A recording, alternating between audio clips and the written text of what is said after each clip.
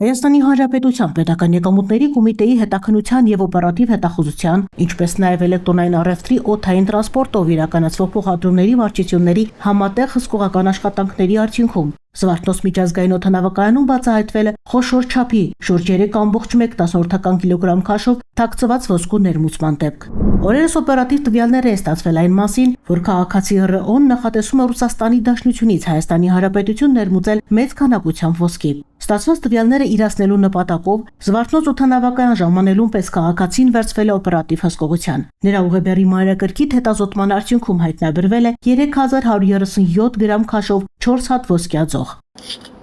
Պարզվել է, որ ոսկյաձողերը ներկված են եղել սև եւ արծաթագույն եւ տեղադրվել են ճամպրուկի ներսի եզրային հատվածներում այնպես, որ արտաքին տեսքով նմանվեն ճամպրուկի կառուցվածքային տարրերին։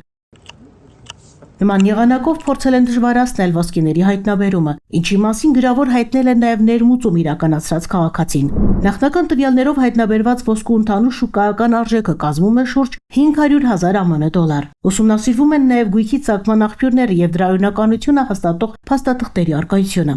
Հաշվի առնելով, որ դեպքի առթիվ պետությանը պատճառվել է առանձնապես խոշոր չափի վնաս, հանցագործության մասին հաղորդում է ներկայացվել Հայաստանի Հանրապետության քննչական կոմիտե, որտեղ նախաձեռնվել է քրեական վարույթ եւ իրականացվում է նախաքննություն։